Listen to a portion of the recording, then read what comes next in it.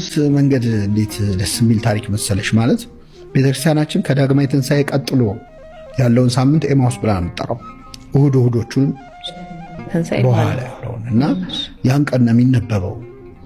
ሁለት ሰዎች የትንሣኤውን የጌታን ትንሣኤ ሰምተው አልተዋጠላቸው፣ ሴቶች ነው ያሉት ብለው ቅድም እንዳልኩሽ ከኢየሩሳሌም 12 ኪሎ ሜትር መንገድ ኤማሁስ የምትባል መንገድ አለች። መሄድ ጀመሩ። ሉቃስና ቀሌዮጳ ይሏቸዋል የኛ ሊቃውንት። እና መንገድ እየሄዱ እያለ በቃ ተክዘው የሚያወሩት ስለ ክርስቶስ ነው። በቃ በጣም ተክዘው እኛ በቃ እንዲያረጉት፣ ሰቀሉት፣ ገረፉት እያሉ ያወራሉ። ከዛ ጌታ መሃላቸው ተገኘ። መንገደኛው ነው፣ አብሮ ሊሄድ ማለት ነው። ጨለማ ነው፣ በደንብ አይታይም። እሱ መሆኑን አላወቁት እና አብሯቸው ሲሄድ ምን አላቸው? በመንገድ ስትሄዱ እንዲየጦለጋችሁ እየደከማችሁ ስለምንድን ነው የምታወሩት አላቸው። እንዴ ለኢየሩሳሌም እንግዳ ነው ወይ? አልሰማህም እንዴ የተደረገውን?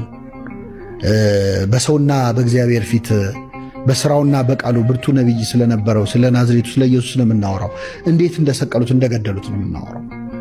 ይኸው እኛ ይቤዠናል ብለን ተስፋ አድርገን ነበር። ይኸው ከሰቀሉና ከገደሉት እኮ 3 ቀን ሆነው። ሕያው ሆኖ አይተነዋል የሚሉ ሴቶችን ሰምተናል አሉት። ከዛ ጌታ ስለሱ የተነገሩትን ከኦሪት ጀምሮ እንግዲህ ሁሉም የመጽሐፍ ቅዱስ ታሪክ የሚያወራው ስለ ክርስቶስ ነው። አዳም ጀምረሽ ሁሉም ታሪክ ስለ ጌታ ያወራል። ስለዚህ ስለሱ በሙሴ መጽሐፍት የተነገሩትን ይተረጉምላቸው ጀመርና ጸጥ ብለው እየሰሙ እየተማሩ ደረሱ ኤማሁስ ማለት። እዛ ሲደርሱ በጣም መሽቷል እና ማታ ነውና ከኛ ጋር ደር አሉት። ከኛ ጋር ደርስ ሲሉት እሺ ብሎ አብሯቸው ገባና ምግብ ቀረበ፣ ጸለየ፣ ባርኮ ቆርሶ ሰጣቸው። ቆርሶ ሲሰጣቸው አይናቸው ተከፈተ። እሱ መሆኑን አወቁ ማለት ነው። ያኔ ተሰወራቸው። ቆርሶም ሰጣቸው፣ አይናቸው ተከፈተ ይላል።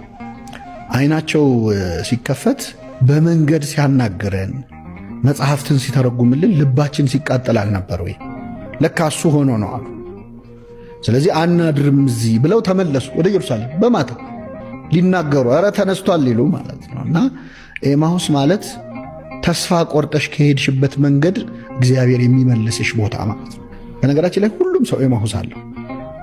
አንዳንዴ ሰው በእግዚአብሔር ተስፋ ቆርጦ ከዚህ በኋላ ምን ያደርግልኛል ብሎ ጥሎ መሄድበት ጊዜ አለ። የመሸበት ሰዓት ማለት ነው።